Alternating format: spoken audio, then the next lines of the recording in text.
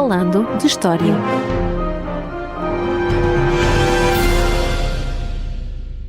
Olá a todos e bem-vindos ao episódio 81 do podcast Falando de História. Eu sou Paulo M. Dias e comigo está, como é costume, Rogério de Jesus.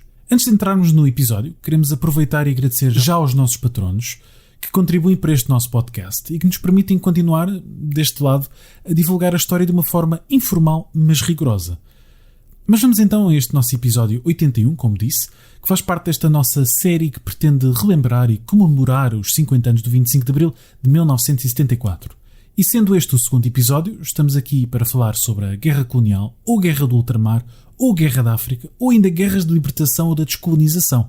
Tem muitos nomes, mas o facto é que durou entre 1961 e 1974. E para isso temos já um convidado connosco, não é assim, Rogério? Sim, temos aqui connosco no nosso estúdio virtual o professor Pedro Aires Oliveira, que é professor no Departamento de História da Faculdade de Ciências Sociais e Humanas da Universidade Nova de Lisboa e investigador do Instituto de História Contemporânea.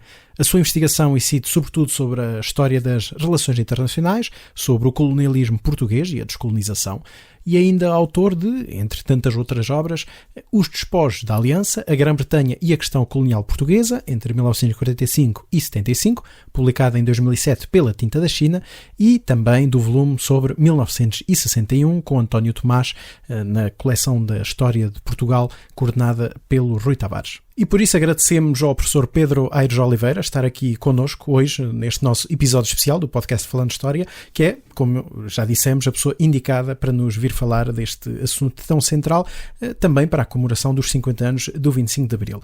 E começamos com uma pergunta, enfim, bastante simples, não é? Sempre com o nosso contexto, até porque é preciso ir um pouco atrás para explicar a Guerra Colonial, e é uma pergunta que é basicamente qual era, na realidade, a política colonial do Estado Novo? Qual era a importância das colónias, destes territórios ultramarinos, como, enfim, se convencionou depois de chamar, não é, por uma questão de diplomacia, qual era a importância das colónias para o próprio Estado Novo, para este regime?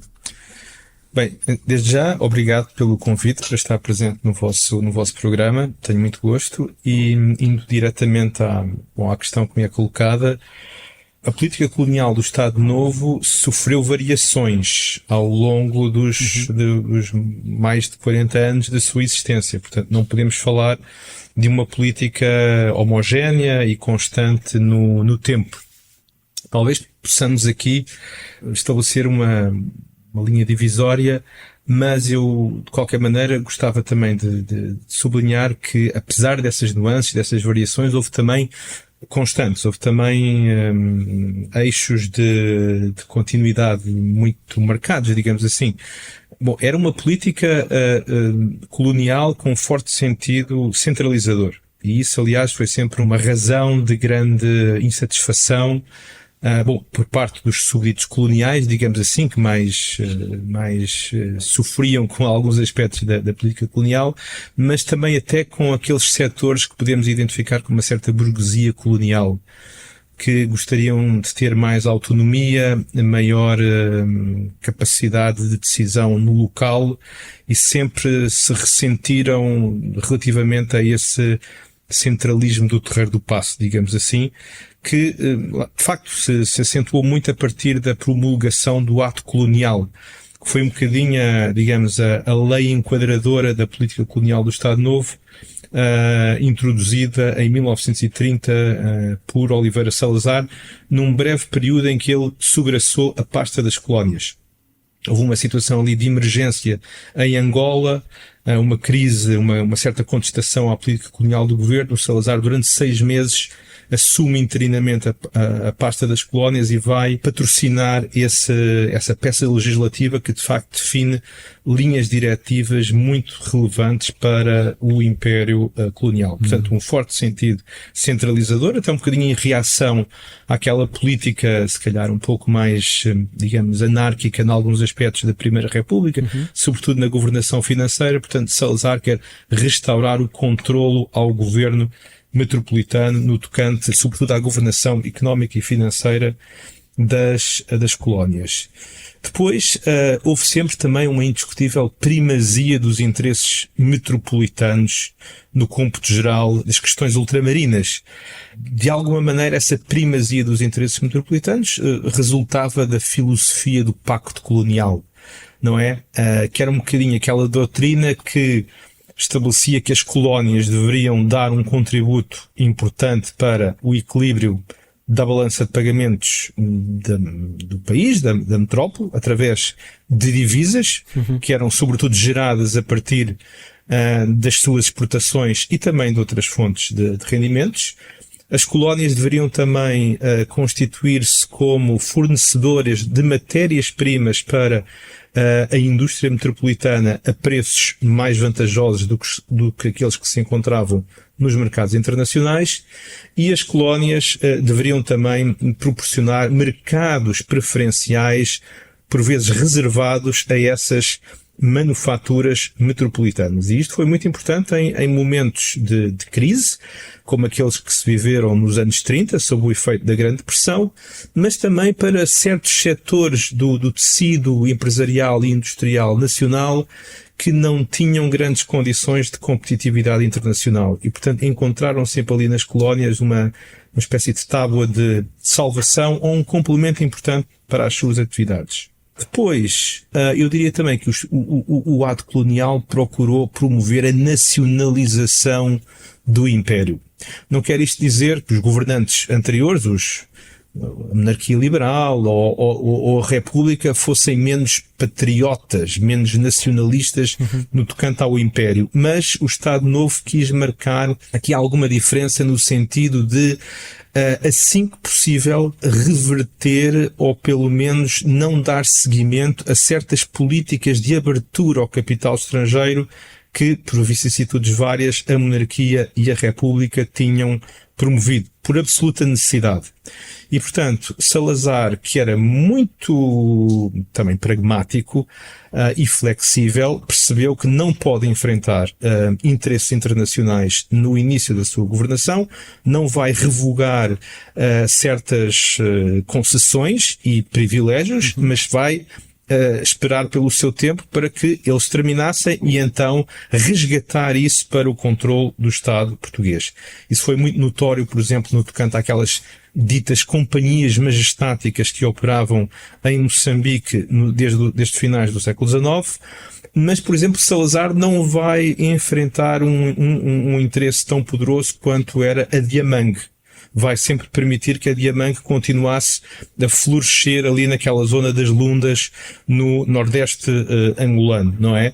E, portanto, isso vai ser uma linha marcante de Salazar, sedimentar o controlo do Estado português relativamente a uma série de áreas de atividade económica do Império, promover também uma intensa nacionalização de vários aspectos da atividade colonizadora, por exemplo, a missionação, e isso é feito ao abrigo da Concordata com a Santa Sé em 1940 e do acordo missionário que lhe estava associado. Portanto, o Salazar, mais uma vez, não pode impedir a atuação de missionários estrangeiros nas colónias portuguesas, os protestantes de todo, e os católicos estrangeiros também não vai enfrentar a Santa Sé a esse respeito, mas impõe condições. Por exemplo, que as casas de formação desses missionários estrangeiros estivessem localizadas em Lisboa, para, de alguma maneira, o Estado português ter alguma medida de supervisão sobre o tipo de adestramento, digamos assim, de preparação que era feito desses missionários, não é? Depois também vai haver uma forte predisposição, a partir, enfim, sobretudo do pós-Segunda Guerra Mundial, para uma certa política de aculturação das populações ditas nativas ou indígenas.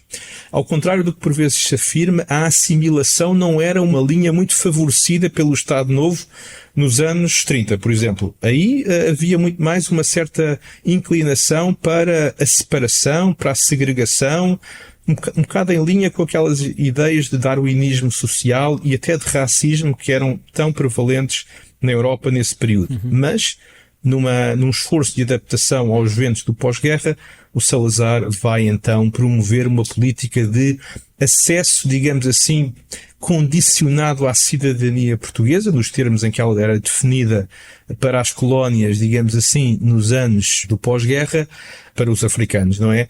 Portanto, não há aqui propriamente uma política, digamos, de empatia cultural, de respeito curiosidade pelo outro, de reciprocidade cultural. Há mais uma linha de venham até nós, adaptem-se à nossa cultura, à nossa matriz, e nós poderemos aceitá-los dentro da comunidade lusíada, digamos assim. E no fundo a apoteose desta política é um bocadinho, de certa maneira, aquelas reformas associadas ao ministro Adriano Moreira de 1961, que tentam acabar com esse género até de qualificações para o acesso à cidadania portuguesa e vão proclamá-lo universalmente, digamos assim. Portanto, eu diria que estas eram, digamos, as constantes da linha política colonial do Estado Novo. Depois, a seguir, de facto, à Segunda Guerra Mundial, temos uma outra abordagem, mais num sentido, digamos assim, de renovação da legitimidade do Império através de políticas mais orientadas para alguma medida de bem-estar das populações e de desenvolvimento económico. Os planos de fomento que o Estado Novo passa a adotar a partir de 1953 também contemplam verbas para o fomento económico ultramarino, muito dirigidas para infraestruturas, para alavancar o desenvolvimento económico, mas progressivamente também procurando proporcionar alguma medida de bens sociais, cuidados sociais às populações, algum acesso muito limitado à educação, a alguns cuidados de saúde. Essa passa a ser uma tentativa do regime também de se relegitimar internacionalmente. E além disso, temos também aquela, digamos assim, descolonização semântica que acontece a partir de 1951 com a adoção de uma outra nomenclatura para o Império. Estavam de saída termos como Império, colónias, e ultramar e províncias ultramarinas tornam-se a norma, para mostrar o quê? Para mostrar à comunidade internacional que nós não tínhamos territórios dependentes, que tudo isto estava integrado num todo nacional. Portugal, no fundo, não consegue entrar nas Nações Unidas a quando da sua fundação, fica um bocadinho ali numa lista de espera, e quando isso acontece em 1955, queremos prevenir-nos de pedidos de informação do Secretário-Geral das Nações Unidas relativamente a territórios coloniais dependentes, e, digamos assim, o estratagema adotado é essa descolonização semântica da revisão constitucional de 1951. E quanto em si à importância das colónias relativamente à metrópole, quer dizer, há uma importância simbólica, claro, que eu imagino que seja aquela que talvez pesasse mais, mas há também uma importância económica. Existe efetivamente uma benesse económica em ter estas colónias neste período? Bem, eu diria que esse acaba por ser um tema ainda debatível entre os estudiosos do Império, entre os estudiosos da economia do Império. O seu contributo para o crescimento económico português parece não ter sido irrelevante ali naquele período entre 1930 e 1960. Sobretudo as colónias foram importantes como fonte de divisas, não é? Para o Estado português.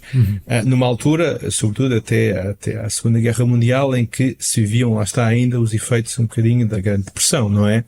As colónias eram uma fonte de divisas, sobretudo através de um elaborado mecanismo de controlos cambiais, ou seja, todos os ganhos que eram de moeda estrangeira que eram gerados pelas exportações africanas tinham de ser depositados em Lisboa, no Banco de Portugal.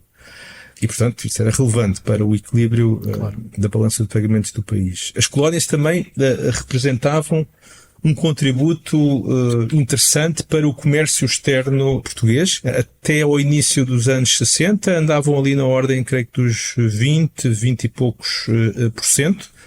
Segundo os cálculos do historiador, infelizmente já não connosco, Pedro Laíns, qualquer coisa na ordem dos 4% do PIB, mas esse contributo vai-se diluindo progressivamente ao longo da década de 60, à medida que se aprofunda a integração económica, ou à medida que se intensificam as relações económicas e comerciais de Portugal com a Europa ocidental.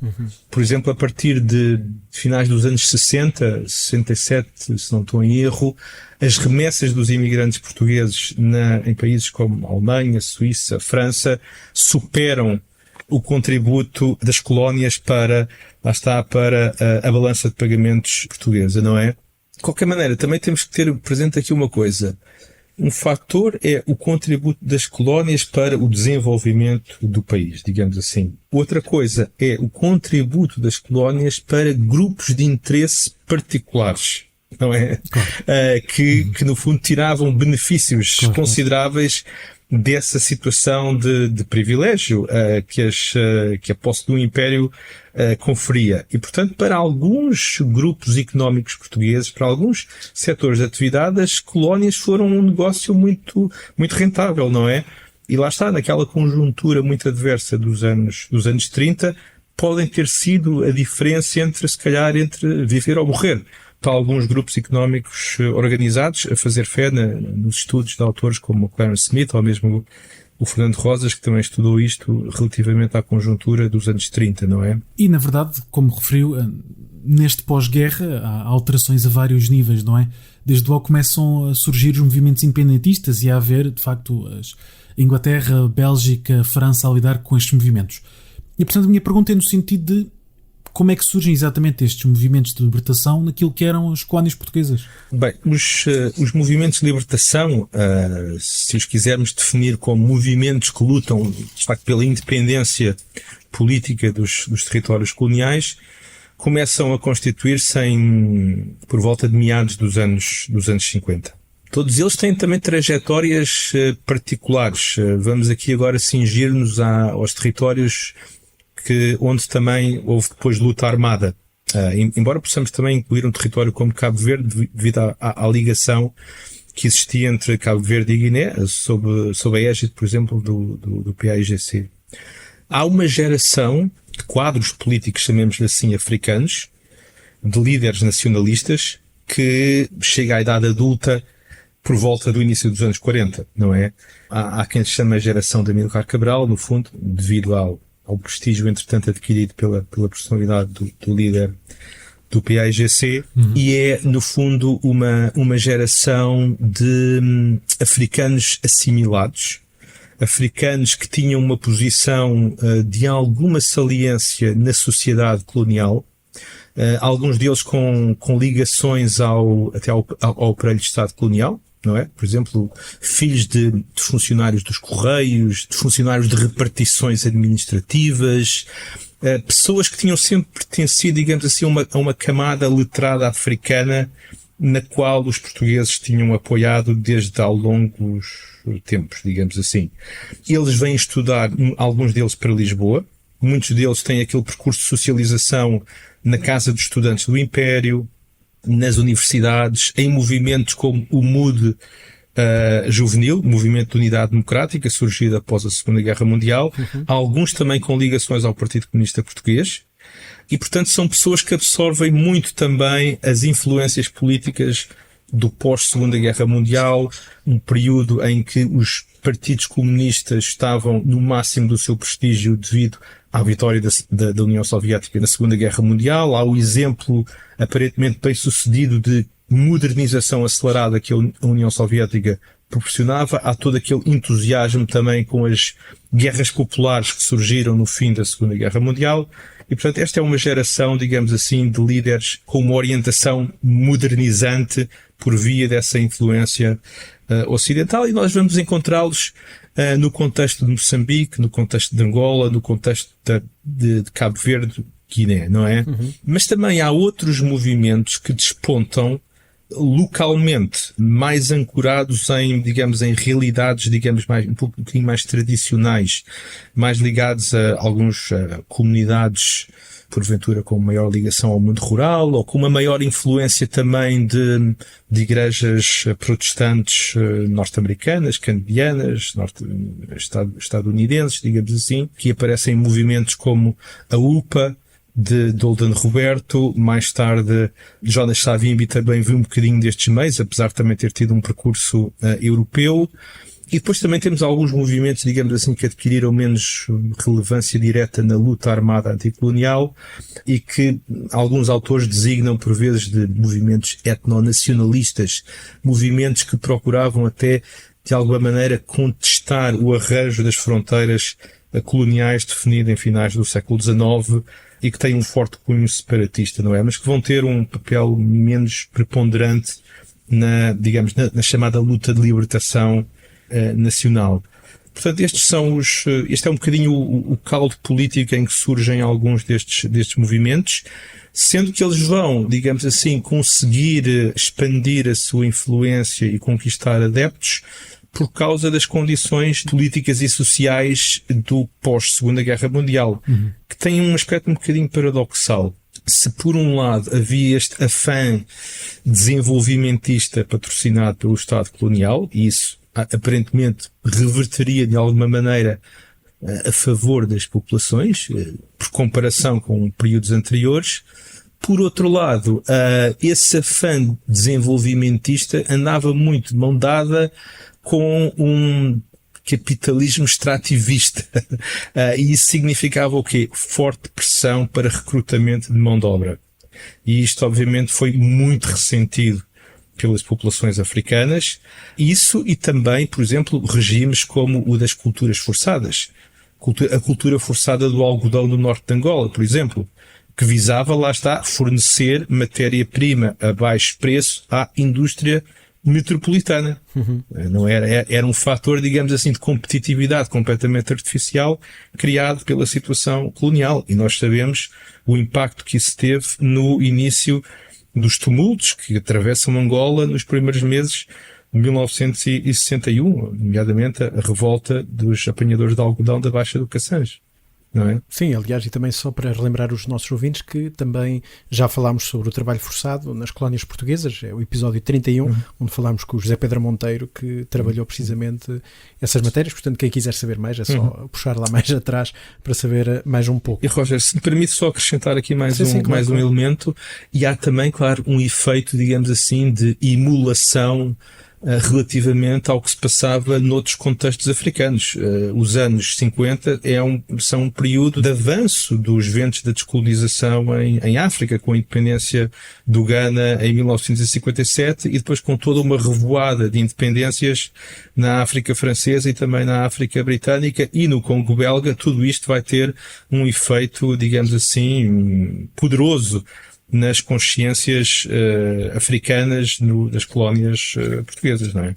Bom, e chegamos mesmo, digamos assim, ao início desta guerra colonial, porque acabamos de falar dos inícios dos anos 60, que é precisamente, como sabemos, o início então desta Guerra da África, ou Guerra Colonial, como nós lhe chamamos, à época também Guerra do Ultramar, ou Guerra da Libertação, ou então ainda Guerras da Descolonização. Portanto, há aqui também escolha para todos os gostos. E neste caso, estamos em 1961, quando se inicia a guerra em Angola, até porque nos outros territórios, em Moçambique, e em Cabo Verde, sobretudo na Guiné, começa um pouco mais tarde, em 1963, se não me falha a memória, mas neste caso, o que é que inicia? Qual é o momento que podemos apontar realmente? Claro que temos todo este contexto, como acabou de explicar e muito bem, mas o que é que podemos realmente apontar como o início oficial, digamos assim, então desta guerra? Eu penso que é difícil fugir à data de 15 de março de 1961, que coincide com aquele levantamento armado organizado pela União das Populações de Angola, a UPA, do Olden Roberto, nos distritos do norte de Angola, sobretudo naquelas regiões produtoras de café. Isso foi um episódio com um impacto enorme, já voltarei a ele. Queria só dizer que não é, digamos assim, o primeiro momento de forte tensão política que tem lugar em Angola. Até de confronto. Exatamente, até de confronto. Aliás, de acordo com o calendário político do MPLA, do Movimento Popular para a Libertação de Angola, que no fundo governa o país desde 1974, eles têm uma data de 64, não, perdão, desde 75, eles têm uma outra data à qual atribuem um enorme valor simbólico, que é o 4 de fevereiro de 1961, que são os assaltos às prisões de Luanda, realizados por vários militantes, por vários ativistas anticoloniais, e embora haja também bastante discussão entre os estudiosos relativamente à filiação política dessas pessoas, realmente a que movimentos é que eles pertenciam, a UPA também pode reivindicar uma participação nesse episódio, mas não há dúvida que o MPLA o reivindicou e vários dos seus militantes tiveram um papel importante nessa muito mal sucedida tentativa de libertação de presos políticos que acontece na cidade de Luanda. Depois também há aqui elementos um bocadinho às vezes ambíguos. Havia pessoas que no fundo ainda não tinham exatamente definido em qual dos movimentos é que iriam exercer a sua militância e, portanto, tinham contactos com os dois movimentos. Mas isso agora, se calhar, é um bocadinho secundário para o que nos interessa. É um episódio que tem importância também para o regime colonial de Salazar, na medida em que essa tentativa insurrecional vai ser seguida por represálias brutais contra elementos da população africana. Há raids que são realizados por pessoas em fúria nos mocegos de Luanda. Isso tudo é reportado também na imprensa internacional e estilhaça por completo aquele mito da convivialidade multiétnica do Império Português. E, portanto, é um enorme revés do ponto de vista, digamos assim, das relações públicas para o regime de Salazar. Mas acaba por ser um episódio que é gerível com o contributo das forças militares e das forças de segurança e policiais que estão em Luanda. Não é esse episódio que vai gerar uma forte contra-mobilização militar. Isso só acontece depois do 15 de março de 1961, portanto, enfim, estes acontecimentos são subejamente conhecidos. São todas aquelas ações realizadas por estes militantes nacionalistas angolanos em fazendas, com uma chacina indiscriminada de colonos e dos seus empregados africanos.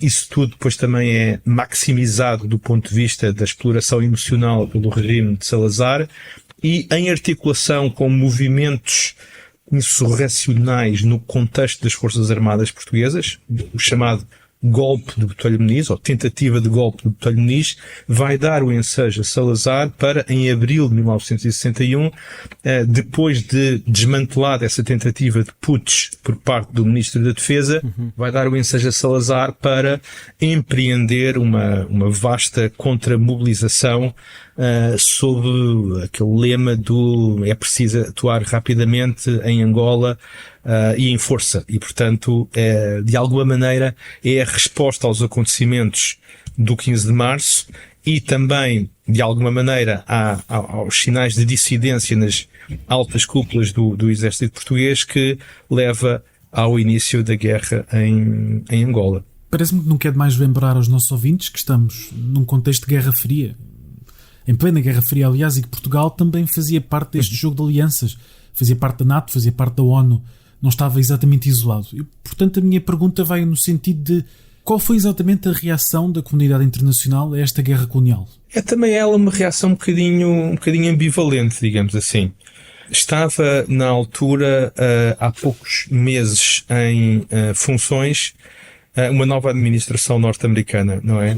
Liderada pelo John Fitzgerald Kennedy, um presidente que estava muito interessado em contrariar, digamos, os avanços da União Soviética naquilo que então se chamava o Terceiro Mundo. Portanto, o Kennedy entendia que o declínio e mesmo a dissolução dos impérios coloniais europeus poderia criar uma situação de vazio de poder em termos estratégicos que os Estados Unidos rapidamente tinham de preencher. E, portanto, quanto mais países como Portugal resistissem à aparente ascensão irresistível do nacionalismo africano e asiático, pior para o Ocidente. Portanto, Kennedy vai reagir muito mal àquela atitude aparentemente obstinada de Salazar relativamente à contestação ao seu domínio colonial. E nas Nações Unidas, os Estados Unidos, pela primeira vez, não vão votar ao lado de Portugal e vão, inclusivamente, dar o seu apoio a resoluções que condenavam a política portuguesa. Não é? E abre-se aqui um período de enorme tensão entre a administração Kennedy e Salazar, que, no entanto, vai acabar por conhecer algum desanuviamento, exatamente por causa daquilo que o Paulo estava a dizer. Vivíamos num contexto de Guerra Fria e quando os Estados Unidos tiveram de fazer as contas relativamente à possibilidade de perderem um aliado da NATO e as vantagens logísticas, estratégicas que este aliado lhes proporcionava no arquipélago dos Açores, isto pesou mais do que a possibilidade de alienarem outros países do bloco, digamos assim, afroasiático. E, portanto, em última análise, o Salazar conseguiu ser relativamente bem sucedido no braço de ferro que travou com os Estados Unidos no início dos anos 60 e vai acabar por chegar a um modus vivendi com futuras administrações norte-americanas e, portanto, isso foi importante para enfrentar uma longa guerra de contra-insurreição em África.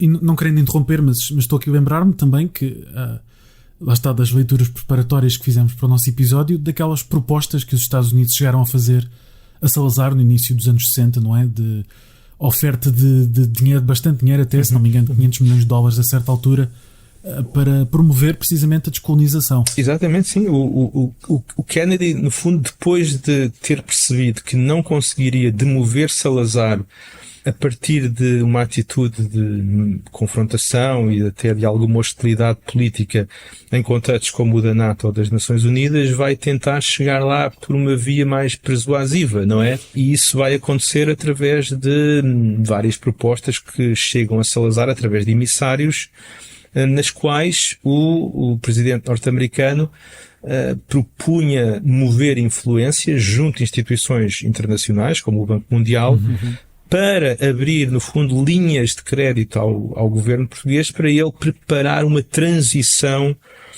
gradual para a independência dos seus territórios. Essa transição gradual deveria, no fundo, granjear simpatias, amizades entre setores das elites africanas. Portanto, Portugal prepararia a futura elite dirigente dos seus territórios ultramarinos e, uma vez chegada à altura da independência, ficaria numa situação vantajosa, como os belgas, os franceses, os ingleses, de alguma maneira tinham alcançado. Até porque anteviam precisamente que no caso de guerra, quer dizer, isto acontece por volta de entre 62 e 65, também se a memória não me falha, porque os americanos já previam que a única guerra possível nos territórios coloniais seria uma guerra de guerrilha e, portanto, que Portugal muito dificilmente, ou praticamente, era impossível sair vitorioso. Sim, havia bastante ceticismo quanto à capacidade daquele que era o país mais pobre da Europa Ocidental conseguir levar a melhor numa guerra em 3 teatros de operações, não é? Separados por milhares de quilómetros entre si. Isto era um esforço demasiado pesado para um país com os recursos de Portugal, com a massa crítica de Portugal. Portanto, se outros países europeus tinham chegado à conclusão que não era sustentável, digamos assim, responderem a outras necessidades das suas populações, etc., das suas sociedades, mantendo os esforços de guerra típico contra-insurrecional, como é que Portugal o iria conseguir, não é? Portanto, foi um bocadinho surpreendente para vários parceiros internacionais esta persistência e esta resiliência que Portugal, bem ou mal, conseguiu evidenciar durante mais de uma década. Bem, isso leva-nos mesmo à nossa pergunta seguinte, que é precisamente, tendo em conta todo este cepticismo, não só europeu, mas quase internacional, diríamos então, o que é que acabou por representar este esforço de guerra para o Portugal metropolitano? Qual o impacto que isso acabou por ter realmente cá? Teve um impacto significativo. Agora, cingindo-nos à esfera mais económica e financeira, as despesas militares duplicaram relativamente àquilo que tinham sido antes de 1961. Elas passam a representar cerca de 6% do PIB, anteriormente eram 3%, e este sobre-esforço só é sustentável graças, por um lado, à realização de empréstimos no exterior. Até então Salazar fora bastante comedido nesse domínio, mas chega à conclusão que não tem outra alternativa, porque quer também evitar que haja um grande fardo fiscal a recair sobre os cidadãos contribuintes e sobre também as empresas portuguesas. Portanto, tenta de alguma maneira almofadar o melhor possível o esforço que uma guerra com estas características iria exigir, não é?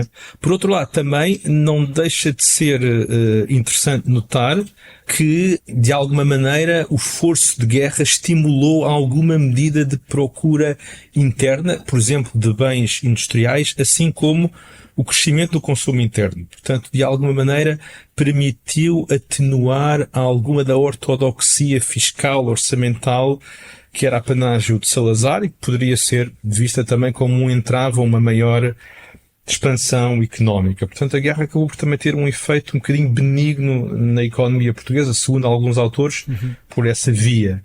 Por outro lado, também, reparem numa coisa, a década de 60 é uma guerra muito marcada pelo crescimento da imigração para a Europa Ocidental e também pela incorporação de jovens adultos nas fileiras militares. E isto vai significar o quê? Um maior poder, digamos assim, reivindicativo por parte da força de trabalho portuguesa, que vê também o seu nível salarial melhorar ao longo da década de 60, não é? Obviamente que nós temos a perfeita noção de que numa série de indicadores o país fez progressos notáveis depois de 74, depois do 25 de Abril, mas vários sociólogos e historiadores, por exemplo, o António Barreto, há vários anos que notam que o verdadeiro, talvez, ponto de viragem, digamos assim, numa visão mais longa do crescimento económico português acontece nos anos 60, não é? Com a nossa entrada na Associação Europeia de Comércio Livre, na EFTA, e, enfim, devido a toda uma outra série de circunstâncias que, de alguma maneira, alavancaram esse crescimento económico português e os números económicos do período de governação de Marcelo Caetano até 1973 são muito positivos. No fundo, só há uma deterioração acentuada da situação económica a partir de 1973. Não é? Um bocadinho também por efeito do choque externo da crise energética que acontece nesse ano. Aí é que o modelo português, digamos, de modernização económica em contexto de guerra fica seriamente ameaçado. Até porque, apesar da guerra ter começado em 61, é também nessa década de 60 que se faz um maior investimento nas colónias, até de uma verdadeira colonização, quer dizer, aquela ideia, não é? Portugueses a irem para as colónias, exato, tomarem posse efetivamente, irem em massa, é realmente, na realidade, na década de 60, durante o período da Guerra Colonial. Sim. Até aos anos 50 havia algumas restrições de caráter governamental no tocante à imigração de portugueses para as colónias. Até era exigido às pessoas a chamada carta de chamada. Não é? Tinham de provar que tinham meios de subsistência mínimos assegurados por familiares ou conhecidos seus nas colónias. Queria-se evitar a todo custo que os portugueses brancos constituíssem maus exemplos para os africanos. Portanto, nós estávamos numa posição de comando, não nos podíamos desprestigiar com pessoas que se tornavam indigentes, digamos assim, nas colónias. Portanto, havia toda essa preocupação de fachada que era ciosamente mantida pelo regime de Salazar. Mas depois, lá está, com aquele fomento económico ultramarino, há um desejo de promover a fixação de colonos europeus em África, até também para contrariarem aquilo que já se antecipava serem as reivindicações autonomistas e independentistas que surgiriam das colónias. Portanto, esses portugueses oriundos dos nossos meios rurais iriam ser um possível tampão também a esse género de pressões, não é? Mas como disse muito bem, de facto a guerra acaba por remover aqueles instintos mais austeritários e de maior controle orçamental que tinham sido a panágio da governação de Salazar no tocante às colónias. E, portanto, lá está, o ritmo do desenvolvimentismo colonial tardio acentua-se muito com a guerra. No fundo, também havia aquela noção, estes conflitos, para serem bem-sucedidos, têm de ser orientados para a conquista da lealdade, da gratidão das populações. E, portanto, a partir de 1961 temos um Portugal em guerra, um Portugal relativamente isolado internacionalmente, não é? E este conflito realmente vai durar 13 longos anos e até temos uma mudança na cúpula do Estado, se assim pudermos dizer, pelo caminho, não é? Salazar substituído por Caetano, e uma guerra complexa em 3 teatros de guerra diferentes, Angola, Moçambique, Guiné. Portanto, ao certo, como é que este conflito, ou estes 3 conflitos diferentes, vão evoluindo no terreno entre 1961 e, claro, 1974? Bem, eu diria que em todos eles, de alguma forma, se observa um padrão que tem algumas semelhanças, não é? Há um momento inicial de algum choque, de alguma surpresa entre os detentores do poder colonial, digamos assim, não é? As insurreições africanas tiveram esse efeito, sobretudo em Angola, mas também na Guiné, em 1963, e depois, digamos, talvez assim um bocadinho de uma maneira um pouco mais localizada em Moçambique em 1964.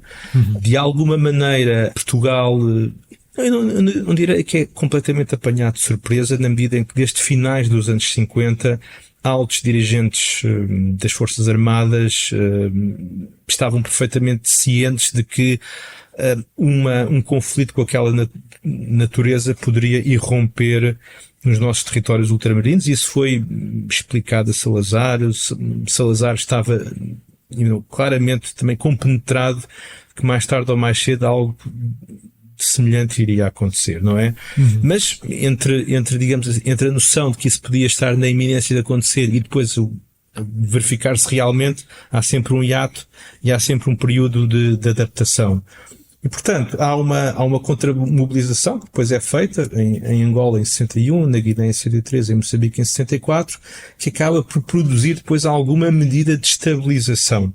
Bom, é preciso ver também o quão difícil era para os movimentos de libertação expulsar os portugueses destes territórios. Enfim, a disparidade de meios era brutal. Portugal, sendo um país muito pobre e com recursos limitados, era ainda assim um adversário, digamos assim, temível para muitos deles. Tinha apoios internacionais, tinha maneira de angariar o armamento que necessitava para uma guerra com aquelas características, tinha a capacidade de fazer uma conscrição significativa da sua população. Portanto, os movimentos de libertação tinham as maiores dificuldades em encontrar fornecedores internacionais de armamento.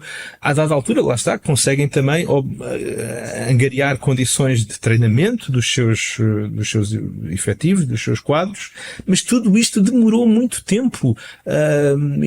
Recentemente eu estava a ler a biografia do Samora Machel, do Alan e da Barbara Isaacman e dei-me conta dos anos que demoraram até que a Frelimo conseguisse ter os seus primeiros contingentes de combatentes, não é?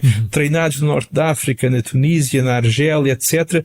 Tudo isto era muito exigente. Também, há uns tempos atrás, tive, digamos, a sorte de poder entrevistar o comandante Manuel dos Santos, da Guiné, o homem que comandou a primeira unidade com os mísseis Estrela, não é? Que desfeitearam aquela superioridade aérea de Portugal na Guiné, e ele contou-me que entre a saída de Portugal, ele era estudante do Instituto Superior Técnico talvez em 63 ou 64, e o momento em que ele finalmente consegue começar a desenvolver ações de guerrilha no interior da Guiné, passaram também mais de 2 anos. Ele, antes disso, esteve em Cuba, se não estou a erro, esteve também na União Soviética, a ter treino militar de alguma complexidade, e, portanto, imagina isto reproduzido pelos vários países. Portanto, tudo isto leva a uma situação de facto de grande adversidade para estes movimentos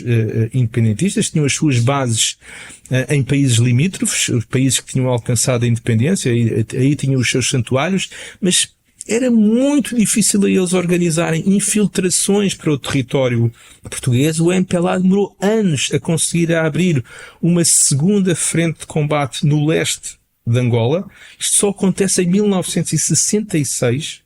Portanto, a guerra começa em 61 em Angola e só em 66 no leste é que o MPLA consegue começar a realizar continuadamente algumas ações militares. Portanto, de alguma medida, Portugal consegue, digamos assim, estabilizar a situação e fazer com que a guerra entre numa certa rotina, digamos assim.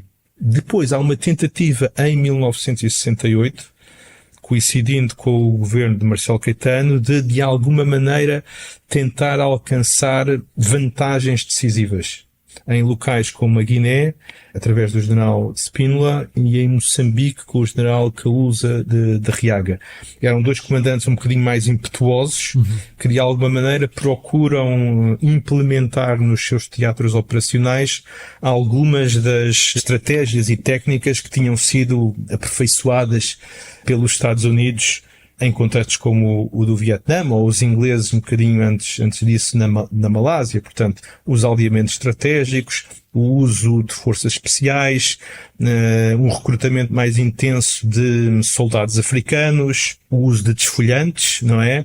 Emprego de meios mais espetaculares como maneira de intimidação e de ganhos decisivos, mas tudo isso acaba por não surtir exatamente o efeito desejado, não é? E, portanto, por volta de 1973, estava-se novamente num impasse estratégico, com uma situação mais vantajosa para os portugueses em Angola, em que, no fundo, seguem, digamos, talvez uma abordagem um bocadinho mais conservadora e prudente ali na zona leste de Angola. Também conseguem, de alguma maneira, chegar a acordos com um dos movimentos de guerrilha que, entretanto, tinha iniciada aí a atividade, a UNITA. Conseguem jogar com as divisões dos movimentos angolanos, mas na Guiné a situação não é de todo favorável em 1973, e em Moçambique também as perspectivas eram de alguma deterioração a partir de 73, 74.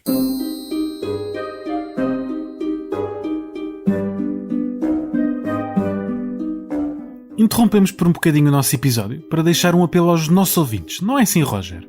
Sim, o podcast Falando História é um projeto independente, como todos sabem, e por isso, se os nossos ouvintes quiserem apoiar-nos e contribuir para a manutenção deste nosso podcast, podem fazê-lo através da plataforma Patreon em patreon.com/falandohistoria. E claro, deixamos este link na descrição do episódio, onde podem encontrar toda a informação necessária para fazer parte da nossa comunidade. E agora, regressamos ao episódio. E chegamos assim a 1974, nas vésperas da Revolução, onde a figura de Spínola, que teve um papel preponderante sobretudo na Guiné, acaba por publicar um livro que é também bastante relevante, que é Portugal e o Futuro. Olhando agora, passados 50 anos, aliás, estão agora a passar mesmo, já passaram os 50 anos mesmo da saída do Portugal e o Futuro, o que é que este livro, escrito por um homem da confiança de Salazar e das mais altas cúpulas militares, o que é que um livro desta natureza representa para este esforço de guerra? Quer dizer, o livro de facto surge já numa fase muito adiantada da própria conspiração que vem a desembocar no 25 de abril de 1974. O livro surge em fevereiro de 1974, apenas 2 meses antes da queda do regime. Claro. Portanto, eu diria que o seu impacto acaba por ser relativamente limitado, e o livro, digamos assim, é também um livro que envelhece muito rapidamente depois do 25 de abril de 74, porque o tipo de soluções preconizadas pelo general Spínola foram imediatamente vistas como um bocadinho anacronísticas em termos internacionais depois do 25 de Abril. Porque não propunha uma descolonização total, não é? Exatamente, o livro propunha, digamos assim, uma espécie de, se quisermos, de rejuvenescimento do projeto imperial português através de uma solução federalista. Claro. Pois. Era fazer evoluir o Império daquela construção unitária e integracionista, apesar daqueles retoques que Marcelo Caetano lhe procurou incutir na revisão constitucional de 1972, mas no fundo a estrutura fortemente centralizada estava mais ou menos intacta, com uma ou outra modificação, digamos assim, mais de fachada, e Spínola tenta fazer uma concessão mais ou menos inequívoca ao princípio da autodeterminação. Ou seja, só a partir de uma manifestação expressa e inequívoca das populações de que querem continuar a viver em conjunto com Portugal é que nós podemos ter a legitimidade de ser a cabeça desta comunidade. Portanto, o general Spínola propunha de alguma maneira que se realizasse um conjunto de auscultações, consultas porventura de natureza plebiscitária nos diferentes territórios ultramarinos.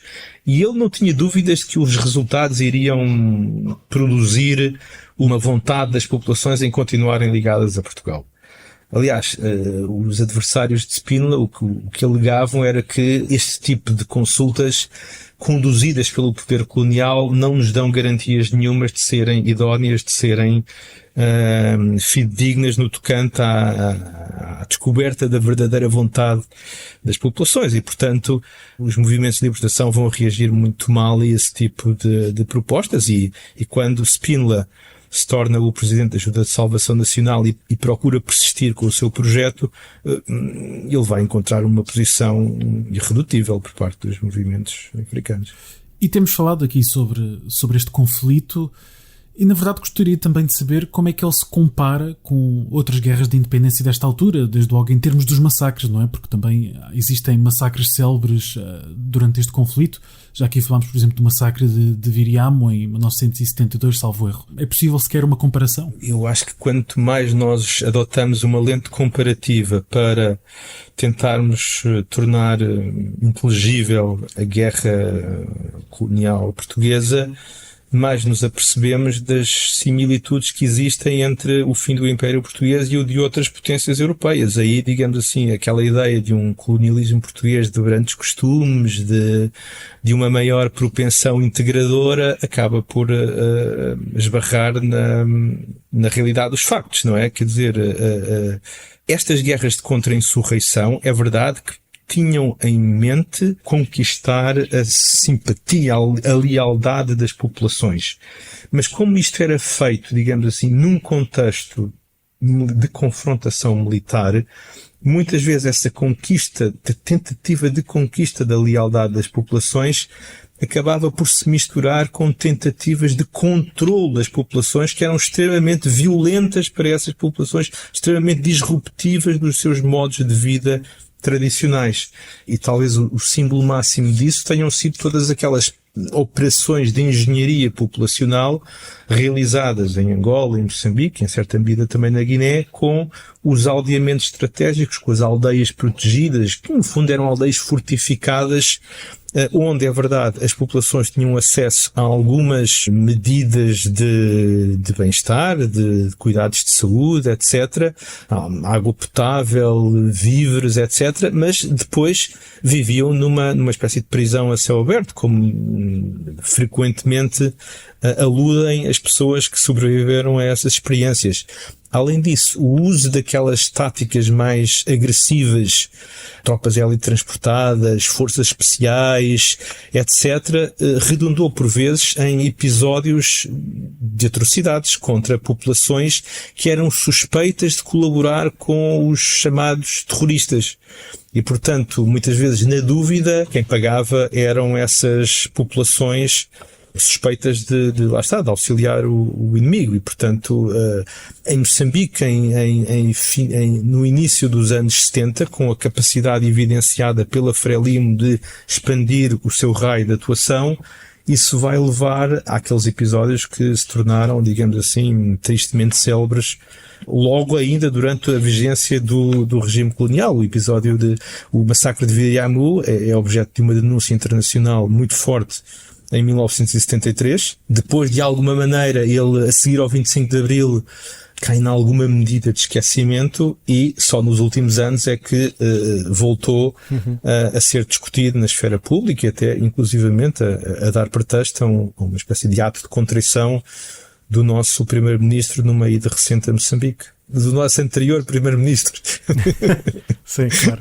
Estamos mesmo no final do episódio. Conseguimos cobrir um pouco as grandes dúvidas que tínhamos relativamente à guerra colonial. A última pergunta que temos é realmente como é que se pode olhar para a guerra colonial 50 anos depois? Sobretudo, não só para a guerra enquanto este conflito de descolonização, mas enquanto também um motor do próprio 25 de Abril, tendo em conta que a guerra colonial foi também um fator essencial nesta revolta do oficialato, dos capitães de Abril, não é? Do movimento das Forças Armadas. Eu diria, quer dizer, aquilo que mais, digamos, que mais dói quando nós olhamos para a nossa guerra colonial foi a persistência num erro. Quer dizer, era evidente já para muitos observadores lúcidos no início dos anos 60 que conflitos daquela natureza dificilmente poderiam ser ganhos militarmente e que era necessário alguma medida de imaginação e de flexibilidade política para chegar a um acordo com os movimentos nacionalistas que estavam a surgir um pouco por todo o chamado terceiro mundo, não é? Portugal foi repetidamente advertido, aconselhado a ter uma atitude de maior compromisso, de maior flexibilidade e, por razões inatendíveis, politicamente mesquinhas, que tinham sobretudo a ver com a sobrevivência política de um regime autoritário, nós sacrificámos uma geração inteira de portugueses e de africanos num conflito cujos números às vezes, digamos, numa era de atrocidades de massas como é o século XX, talvez possam não impressionar muito, mas que, enfim, para aqueles indivíduos que tiveram o infortúnio de perder a vida, os seus amigos, familiares, entes queridos, é uma tragédia, não é? E, portanto, enfim, houve aqui uma oportunidade perdida. Certamente que se Portugal tivesse, por fantasia, digamos assim, outro tipo de intérpretes políticos no início dos anos 60, talvez também a história daqueles territórios não deixasse de ser pontuada por alguma violência, por alguma medida de sobressaltos de várias ordens. Se olharmos para a África, infelizmente, tem sido muito essa a trajetória após as independências, não é? Mas ter-se-ia feito aqui alguma economia do sofrimento, alguma economia da violência, digamos assim, e a vida humana, nós queremos acreditar, tem um valor sagrado. Obviamente. E, portanto, sempre que a podemos poupar, salvar, devemos fazer tudo que está ao nosso alcance nesse sentido, não é? Claro. Portanto, é um bocado assim que eu acho que devemos olhar para a guerra. Devemos também ter uma atitude de respeito por quem a fez, por quem teve de fazer o serviço militar. Muitas vezes as pessoas não tinham uma informação muito clara sobre o que é que estava em jogo. Os portugueses não tinham condições de se informar politicamente em liberdade nos anos 60 e, portanto, não podemos, digamos assim, fazer exigências morais a essas pessoas. Vocês deviam ter desertado, deviam ter se recusado a combater. As coisas são muito mais complexas do que isto. Claro, obviamente. Também acho que devemos ter respeito por quem tomou a decisão de não fazer a guerra porque não se queria envolver num ato daquela violência, daquela crueldade, daquela insensatez. Essas pessoas também merecem o nosso respeito, não é? Portanto, temos de claramente identificar os responsáveis políticos por este erro calamitoso que foi permitir que o Império Português acabasse daquela maneira nestes três territórios fundamentalmente, não é? Angola, Guiné e Moçambique. E pronto, acho que também se calhar podíamos ter políticas de memória um bocadinho mais criativas do que aquelas que temos tido ultimamente relativamente à guerra colonial. Acho que Estado português poderia apostar mais em políticas, digamos assim, memoriais historicamente informadas. Os nossos museus militares são muito pobres no tocante à informação que proporcionam aos visitantes relativamente à guerra colonial. E, portanto, acho que o caminho é o caminho do esclarecimento, é o caminho da informação histórica, que é aquilo que temos pela frente, não é? Acho que é assim que eu vejo o momento em que nos encontramos relativamente a este acontecimento, que de facto foi completamente capital no tocante à ocorrência do 25 de Abril, em 1974, não é? E estamos já a aproximar-nos do final do nosso episódio e, como é nosso costume, pedimos então ao professor que nos indique 2 sugestões de leitura para quem quiser saber mais um pouco sobre a guerra colonial. Muito bem, então eu vou recomendar 2 livros que me causaram uma ótima impressão. O primeiro chama-se Regressos Quase Perfeitos, Memórias da Guerra em Angola, da Maria José Lobo Antunes. Maria José Lobo Antunes é uma antropóloga, é filha do escritor António Lobo Antunes, e obviamente que este livro beneficia muito da rede de informantes, de contactos que lhe foi proporcionada pelos antigos camaradas de armas do seu pai, António Lobo Antunes, alferes em Angola no início dos anos 70. É um livro riquíssimo do ponto de vista interpretativo e analítico, é uma espécie de micro-história da guerra colonial a partir de um método etnográfico. Ela frequentou vários convívios destes antigos combatentes, ganhou a confiança deles, reuniu os seus testemunhos, os seus relatos, a partir também dos métodos da história oral, não é? E dá-nos aqui uma visão intimista da guerra e do seu sofrimento e também da construção da memória da guerra. O outro livro é de uma autora chamada Ângela Campos. É um livro chamado An Oral History of the Portuguese Colonial War. É um livro que foi editado no Reino Unido em 2017, na Palgrave, e resulta também, como o anterior, da tese de doutoramento desta autora, que, de facto, de uma maneira muito, creio eu, muito subtil, muito sofisticada, nos oferece, desde logo, um panorama teórico das questões ligadas ao trauma e à memória deste tipo de guerras, e depois consegue tecer uma narrativa apaixonante a partir de um conjunto de informantes, creio que pouco mais de 30, que ela conseguiu identificar no período da sua investigação e que também, como o livro da Maria José Lobo Antunes, nos dão uma visão cheia de contrastes, de dilaceramento interior relativamente àquilo que foi a experiência do serviço militar destes homens em diferentes contextos de guerra. E, portanto, é um livro que eu gostaria muito que pudesse ser traduzido para português e pudesse obter uma muito maior difusão do que aquela que terá numa editora, digamos assim, de cunho académico como esta Palgrave. Do nosso lado, recomendamos o próprio livro do professor, escrito com António Tomás, que é sobre o ano de 1961, na coleção Portugal, uma retrospectiva, coordenado por Rui Tavares, que saiu inicialmente com o Jornal Público e que, entretanto, o ano passado, em 2023, se foi reunido numa coletânea com o mesmo título, publicado pela Tinta da China. É um excelente volume que sumariza bem o que sabemos sobre esse ano fatídico de 1961, não só na história do Estado Novo, mas sobretudo relacionado com as questões coloniais. E recomendamos também o documentário premiado, e bem, de Joaquim Furtado, intitulado A Guerra, em 42 episódios, se não me falha a memória, e que documenta muito bem o que foi este período, o que foi esta guerra colonial, ou do ultramar, ou da libertação. E deixamos, aliás, um link para o YouTube, onde o documentário está disponível, e recomendamos realmente este documentário porque, mais até do que ler, são os muitos testemunhos de ex-combatentes ou da população africana, que revela bem não só o que foi a guerra, mas também a tragédia deste fenómeno, como o professor acabou de mostrar e bem ao longo deste episódio. E chegamos assim ao fim e queremos, claro, agradecer ao professor Pedro Aires Oliveira por se ter juntado a nós neste episódio muito interessante para nós, e penso que também será muito interessante para os nossos ouvintes.